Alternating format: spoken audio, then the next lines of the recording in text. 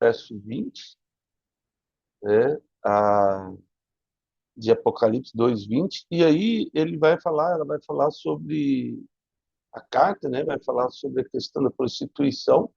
1 Coríntios 6:18 a 20, é, 1 Coríntios 6:18 a 20, ele fala, tenho, porém, contra ti, que toleras que essa mulher Jezabel, que a si mesmo se declara profetisa, não somente em si, mas também seduz os seus servos a praticar a prostituição e a comerem coisas sacrificadas. 1 Coríntios é, 6:18 a 20, ele diz assim, ó, fugir da impureza.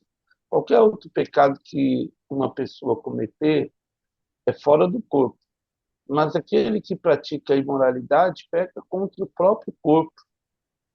Acaso não sabeis que o vosso corpo é santuário do Espírito Santo, que está em vós, o qual tendes da parte de Deus, e que sois de vós mesmos? Porque fostes comprados por preço. Agora, pois, glorificai a Deus no vosso corpo. Então, o nosso corpo, ele é templo do Espírito Santo. A pureza, a santidade deve permanecer sobre o nosso corpo. Naquilo que são portas abertas para a entrada de Satanás. Deve ser evitado. 1 Tessalonicenses 4:3 a 5, a, a saber ali, Gálatas vai dizer, né, sobre as obras da carne, tudo, imoralidade, lascívia, e até fornicação, e assim por diante. Paulo fala muito disso aí. É muito não, ele fala necessário. 1 Tessalonicenses 4:3, ele vai dizer assim, no verso 3, né? Olha só. Ah, pois esta é a vontade de Deus, a vossa santificação, que a gente estava falando, nosso corpo precisa ser santificado na promessa do Senhor Jesus, que vos abstenhai da prostituição, que cada um de vós saiba possuir o próprio corpo em santificação e honra, não só santificar, mas honrar esse corpo. De que maneira aí? É, livrando ele de coisas que ele não precisa fazer. Não com o desejo de lascívia, como os gentios que não conhecem a Deus, e que desta maneira ninguém ofenda ou defraude o seu irmão. E aí aqui ele traz uma orientação, essa questão da lascívia, essa questão da imoralidade nos nossos dias, infelizmente, ele é muito apelativo, né? Qualquer coisa que você assiste, qualquer coisa que você vê, principalmente quem fica muito tempo em redes sociais, não pode ser muito tempo ou não, né? Que alguém que acaba, tem todos esses Instagram, Facebook, tantos outros que nem eu sei o nome aí, que acaba enchendo a mente de imagens que acabam seduzindo e enganando o coração. Por outro lado, ele fala sobre essa questão da lascívia, e que nessa matéria da sensualidade, ninguém ofenda e nem defraude o seu irmão. Defraudar é oferecer alguma coisa que você não vai dar para a pessoa. Então, assim, às vezes, uma moça que usa uma roupa muito sensual acaba oferecendo algo que não vai entregar para aquela pessoa, e aí levando essa pessoa a ter, não estou dizendo quem é culpado ou quem não é culpado, né? É só o que está escrito, que não deveria defraudar o irmão, porque o Senhor, contra todas essas coisas, como antes vos avisamos e testificamos claramente, é o vingador. Porquanto Deus não nos chamou para impureza, e sim para santificação. De sorte que rejeite essas coisas, não rejeite o homem, e sim a Deus, que também vos dá o seu Espírito Santo. Então, quem rejeita essa orientação do apóstolo Paulo, não só rejeita ele, mas rejeita diretamente a Deus. Apocalipse capítulo 17, Vamos lá? E esse é o desfecho aí da grande prostituta, né? A Babilônia apocalíptica, o capítulo 17, ele assim, ó, veio um dos 7 anjos que tem as 7 taças e falou comigo dizendo, vem mostrar-te-ei o julgamento da grande meretriz, que se acha sentada sobre muitas águas. Toda vez que a palavra fala sobre água, está falando dos gentios, né? Todos, sem exceção. Só livrando aqui o povo judeu. O povo judeu é quando ele refere-se ao povo judeu, ele trata com a terra. Aí ele fala, assim como nós vamos ver a besta que surgiu da terra, vai sair do meio dos judeus. E a besta que surgiu do mar vai sair no meio dos gentios. Toda vez que tiver mar, já sabe aí. Com quem se prostituíram reis da terra e com o vinho a sua devassidão. Foi que se estabeleceram os que habitam na terra. Transportou-me um anjo em espírito em um deserto e vi uma mulher montada numa besta escarlate, besta repleta de nomes e blasfêmios, né, com 7 cabeças e 10 chifres. Aquela visão que Daniel teve. Depois a gente vai falar sobre esse texto de Apocalipse, agora só para achar ler o texto assim. Achava uma mulher vestida de púrpura e de escarlate, adornada de ouro e de pedras preciosas, e de pedra tendo um cálice de ouro, transbordante de abominações, com as imundícias da sua prostituição. Ezequiel 28 fala sobre Satanás, a gente viu essa questão das pedras aí. Na sua fronte achava-se escrito o nome, o mistério Babilônia, a grande mãe, a grande, é, a grande, a mãe das meretrizes e das abominações da terra. Então vi uma mulher embriagada com o sangue dos santos e com o sangue das testemunhas, com grande espanto. O anjo, porém, me disse, por que admiraste? E aí ele continua, né? Dir-te-ei o mistério da mulher e da besta que tem as 7 cabeças e os 10 chifres que leva a mulher. A besta que diz era e não é. Esta está para emergir do abismo e caminha para a destruição. E aqueles que habitam sobre a terra, cujos nomes não forem escritos no livro da vida, desde a fundação do mundo, se admiraram vendo a besta. O sentido que tem sabedoria, as 7 cabeças são 7 montes, nos quais a mulher está sentada. Esses 7 montes aí, né, depois a gente vai falar um pouquinho sobre ele. Satanás reina aí, né? Na educação, na política, na economia, nas guerras, que eles chamam de 7 montes aí. Isso, né, o povo de Deus, a esse lugar pertence. A gente vê aí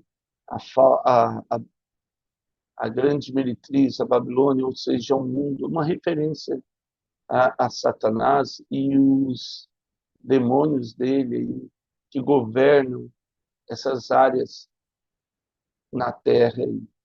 Mas depois a gente fala um pouquinho sobre isso, é bem legal, essa questão de estarmos sobre esses cantos ou não, né? Então vamos lá. Comer coisas sacrificadas também, 1 Coríntios 8, vamos lá para 1 Coríntios 8.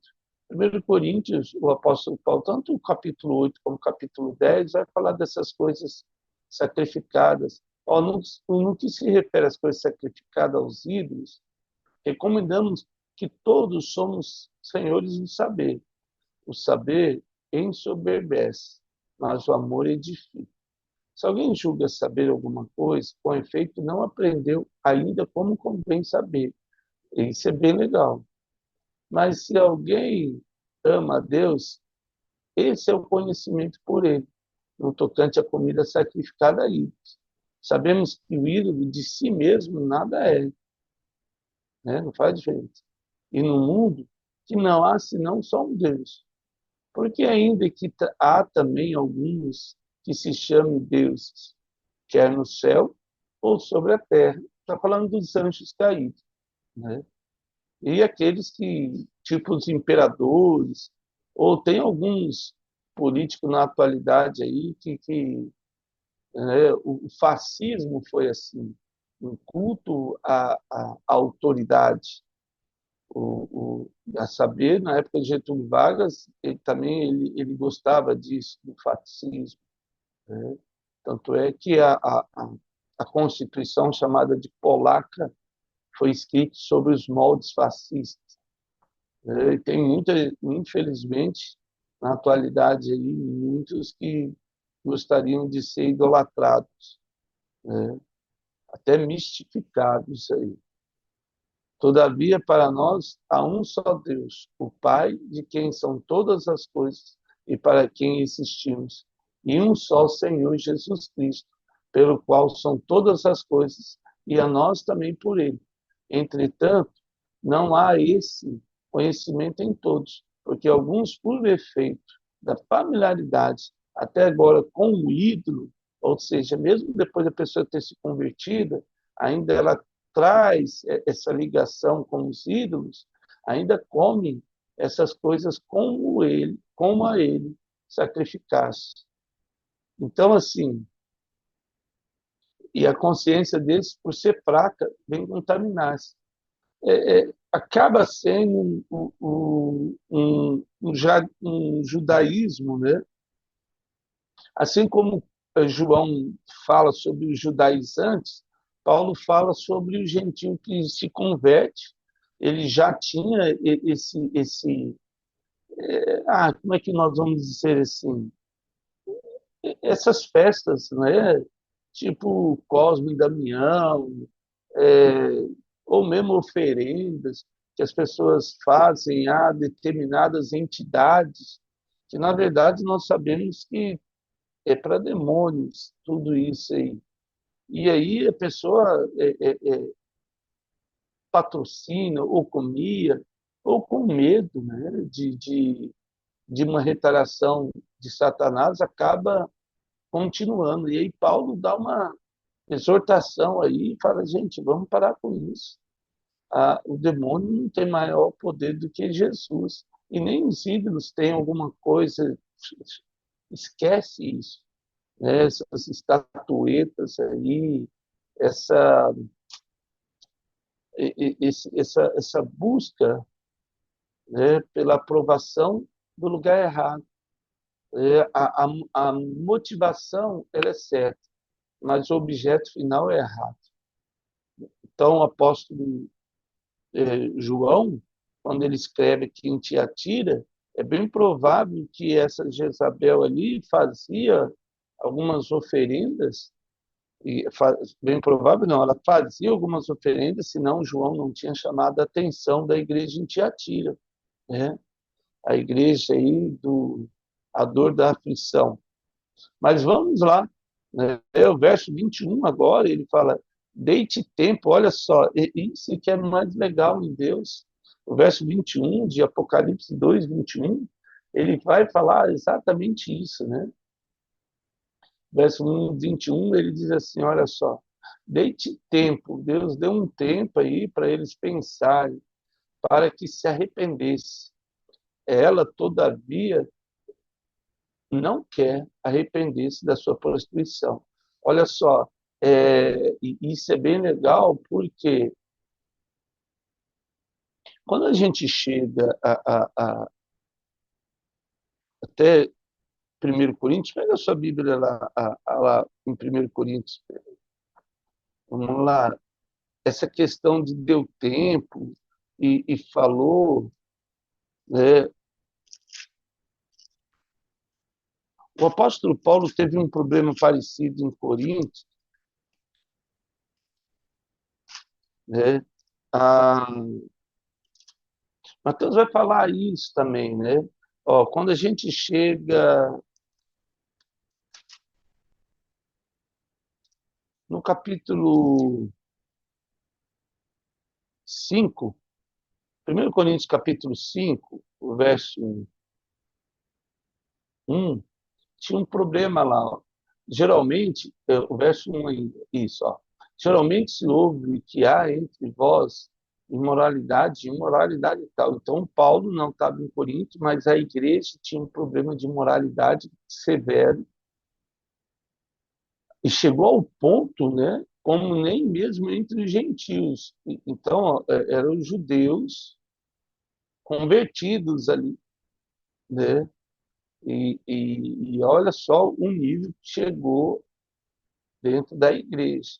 Isto é, de haver quem se atrevesse a possuir a mulher de seu próprio pai, ou seja, a madrasta. E, contudo, andais vós ensoberbecidos, lembra que a gente acabou de ler aqui? Né? E não chegasse a lamentar, para que fosse tirado do vosso meio quem tamanho traje praticou. E aí ele indaga, faz uma pergunta, né?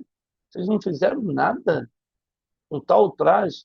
Eu, na verdade, ainda que ausente em pessoa, mas presente em espírito, já sentenciei, como se estivesse presente, que o autor de tal infâmia seja, em nome de Jesus, reunido vós, aí, ó, reunido todo o corpo, em meu espírito, com o poder de Jesus, nosso Senhor, entrega Satanás para a destruição da carne, a fim de que o espírito seja salvo no dia do Senhor. É, e talvez não que Paulo não cresça no arrependimento dessa pessoa, na conversão dela. Não no arrependimento, na convenção. Mas era uma pessoa que estava confusa, porque talvez ele vinha de uma cultura, talvez muito mundana, familiar. E aí, quando se converteu, ele achou que, né, se a gente pensar bem, quem fez isso foi o Rubem, filho de Jacó. Lembra que ele vai dormir com Bila lá, a serva de Raquel. Dormiu com a madrasta. E aí, por isso, ele perdeu a bênção lá atrás.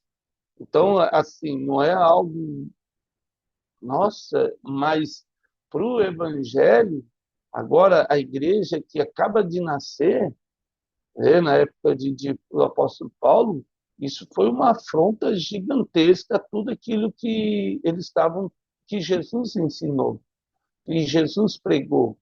Então, assim, infelizmente, nos nossos dias, essa concupiscência da carne, ela acaba sendo muito aflorada e muito explorada.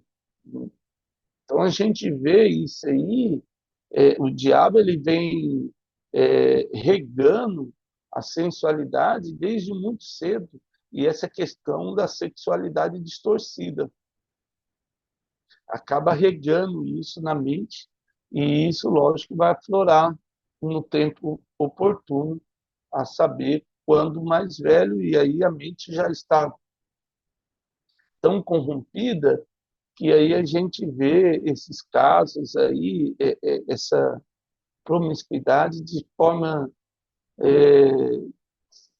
bem latente, vamos dizer assim, bem exabebecida, né? Bem austera aí. Mas é isso, né? Então, mas olha que legal, ele fala que dei tempo para ela se arrepender. Quando a gente lê em Mateus, Mateus, se não me engano, 18, a, o apóstolo Jesus, ele vai falar sobre isso, né? O 18 ou 19. É, ele fala isso, é o 18 mesmo. Ó, o verso 15, vamos lá, nem eu lembro isso aqui, isso é importante, 18, verso 15. Jesus ele orienta a igreja antes mesmo dela nascer. O capítulo 18, verso 15. Mateus 18, 15. Ele fala, olha, se teu irmão pecar contra ti, vai, argui-lo entre ti e ele só. Se ele te ouvir, ganhaste teu irmão. Amém. Ó, você fez isso que me desagradou, ou não agradou o evangelho de Cristo, né? Vamos fechar nós dois aqui, né? Você não faz mais e a gente Se ele, porém, não te ouvir, toma contigo uma ou duas pessoas, para que, pelo depoimento de duas ou três testemunhas, toda palavra se estabeleça. E se ele não atender, aí você vai e leva mais duas pessoas e fala: olha, lembra que eu conversei com você? Você não mudou de atitude, não mudou de postura, e isso não convém a um cristão andar assim, tudo. Então, tem mais duas, três pessoas aqui para, poxa, né? Talvez o constrangimento, a vergonha, e com certeza a ação do Espírito Santo convence ele do pecado, do juízo e da justiça. Mas se mesmo assim ele não atender, disse toda a igreja, e se recusar, olha só, e aí Jesus ele cita a igreja, que nem nascida era ainda. A primeira vez que ele usa a palavra aí, isso é tão legal, porque foi para uma exortação de arrependimento. E se recusar a ouvir, também a igreja considera como gentil, olha só, e publicano. Então, o judeu sabia bem que era isso, porque eles tinham a aversão ao gentio. Então, Jesus fala, olha, se ele não te ouvir, alguém que, tipo assim, não faz diferença na sua vida. É como um cachorro ali na rua. É só um exemplo. Mas, assim, a pessoa lida com certa repugnância. Assim era tratado os gentios no meio. Então, Jesus ele fala isso para as pessoas que estavam lá, que no caso eram judeus, entender exatamente o que Jesus queria falar. Então, se você viu alguém num pecado, não é para falar mal dele, não é para ir e jogar no ventilador para humilhar, para envergonhar. Gálatas vai falar isso, o apóstolo Paulo fala isso em Gálatas. Mas você vai e fala com ele. Uma vez a pessoa se converteu, amém, acabou. Aquilo ficou no passado. Se não, você traz mais duas testemunhas e fala, olha, a gente já conversou. Se ela se converteu, também acabou ali. Acabou. Essa que é a questão. Não é para virar uma rede de fofoca. Essa questão da fofoca, Deus condena também os maledicentes. A palavra de Deus usa exatamente esse nome. Se você não puder ajudar ninguém, não pode atrapalhar também, né? Então, assim, não nos cabe, como cristão, falar mal de ninguém.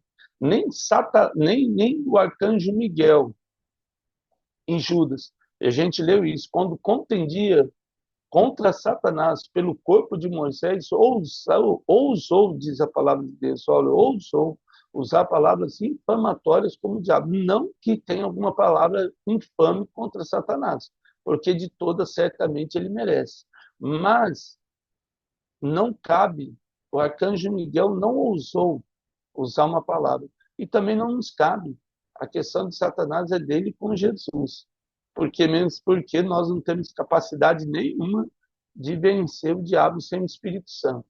É só o Espírito Santo que nos ajuda a vencer as artimanhas de Satanás, né? Só ele mesmo. Então, não tem mérito nosso, não tem força nossa. A força e o poder está no nome de Jesus, sempre. Tudo está no nome de Jesus. Tudo foi criado por ele e para ele. Então, assim, quando a gente volta lá em Apocalipse 2, 21, ele falou, dele tempo para se arrepender. Esse processo que a gente acabou de ler em Mateus, provavelmente foi feito. Alguém deve ter falado com Jezabel e falado, filha, olha, não convém. Agora você é uma mulher de Deus, não cabe. E deve ter reunido outros grupos. E aí chegou o ponto de levar a igreja em Tiatira. Aí João já colocou para a igreja, assim como Paulo fez lá em 1 Coríntios, e depois, olha só para terminar aquele lance aquela situação de 1 Coríntios, isso deu um resultado. Quando ele escreve a segunda carta de Coríntios, ah, no capítulo 2 Coríntios, ele chega lá, o capítulo 2 de 2 Coríntios, olha só. Então, a gente viu lá atrás, em 1 Coríntios 4, 5 lá, o verso 5 do capítulo 2, olha que diz o verso 5 aí, ó. Aí o apóstolo Paulo escreve a carta dizendo, ora, se alguém causou tristeza, falando do rapaz que dormiu com a madrasta, não fez apenas a mim, mas para que eu não seja demasiadamente áspero, digo que em parte, e a todos vós, basta-lhe a punição pela maioria.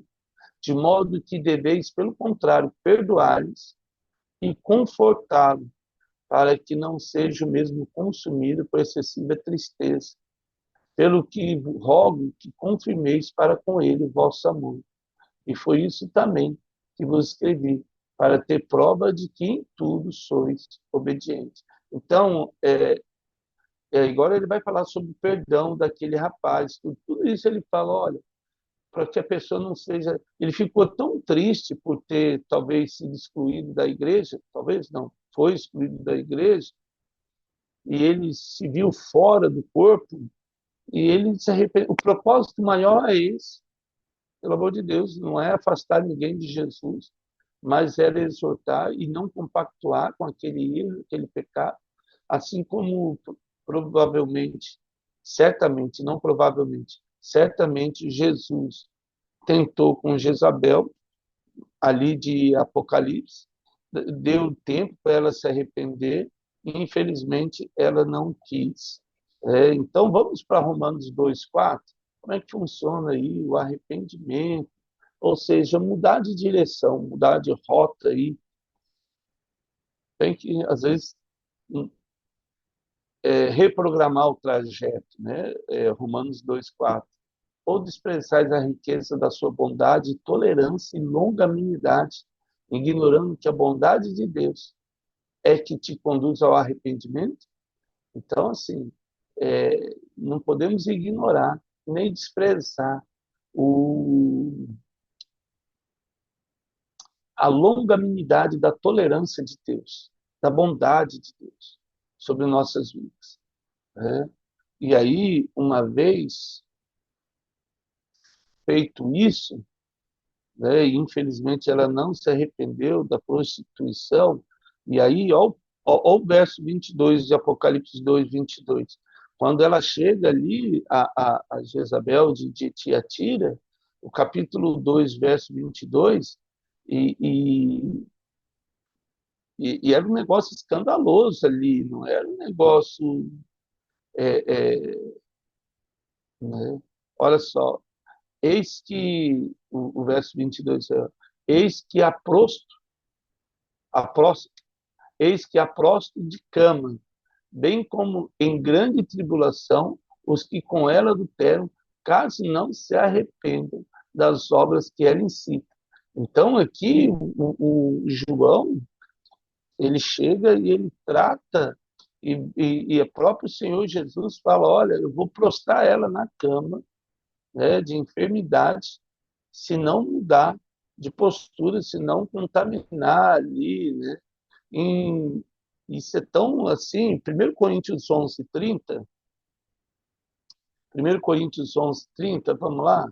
Em 1 Coríntios 11:30, essa questão aí um leito de angústia e trevas, o apóstolo Paulo vai falar sobre. Essa é a razão, porque há entre vós muitos fracos, doentes, e não poucos que morrem. A palavra aqui, ó, dorme aí, é morrerem.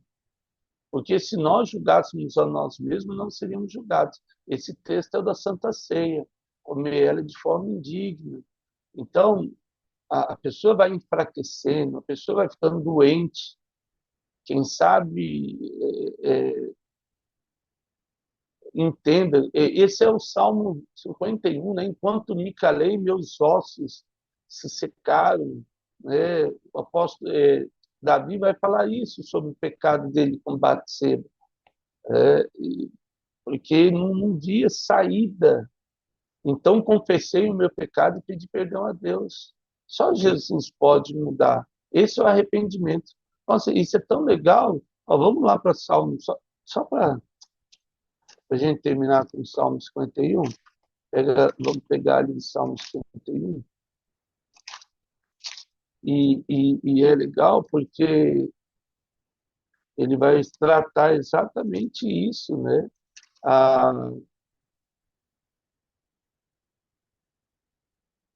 ó, vamos pegar o verso 7, a partir do 7 ali.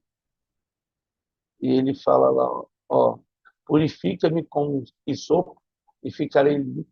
Lava-me e ficarei mais salvo que a neve. Faz-me ouvir o júbilo e a alegria, para que exulte os ossos que me esmagaste. Esconde o rosto dos meus pecados e apaga todas as minhas iniquidades. Cria em mim, ó Deus, um coração puro e renova dentro em mim um espírito inabalável. Não me repulses da tua presença, nem me retires o teu Santo Espírito. Restitua-me a alegria da tua salvação e sustenta-me com o espírito voluntário. Então ensinarei aos transgressores os teus caminhos, porque ele viveu isso, né? E os pecadores se converterão a ti. Livra-me dos crimes de sangue, ó Deus, e da minha língua exaltará a tua justiça. Abre, Senhor, os meus lábios, e a minha boca manifestará os teus louvores, pois não te compraz em sacrifícios, do contrário, eu te os daria. E não te agradas de holocaustos, sacrifícios agradáveis a Deus, são o espírito quebrantado, coração compungido e contrito, e não desprezará, ó Deus. Então, aí, só até aí, essa oração de arrependimento, a oração do contrito. Que Deus nos ensine essa oração todos os dias, a mudar a direção. Deus não se agrada com a morte de ninguém, com certeza, nem com a morte de Jezabel, ou com qualquer pessoa, seja ela o nome que tiver. Para Deus é uma vida, é um coração, é uma alma sedenta que precisa de Jesus. Confusa, sim, pelo mundo, mas certamente é uma alma que Deus ama e quer perto. Amém? E Deus nos ensina aí a seguir um caminho da verdade, do juízo e da justiça e de arrependimento na presença dele. O Pai, quero agradecer por esse dia, por estarmos juntos como família do Senhor, sabendo que em breve o Senhor está perto. Tenha misericórdia de nós, Senhor, gere em nós um coração de arrependimento. Purifique e santifique a nossa mente. Guia-nos na vereda da justiça, por amor do seu nome, Pai. Guia-nos na tua presença, em águas tranquilas, onde o pasto é sempre verde, ó Pai. Onde o teu alimento não nos falte. Onde o seu maná é diário nas nossas vidas.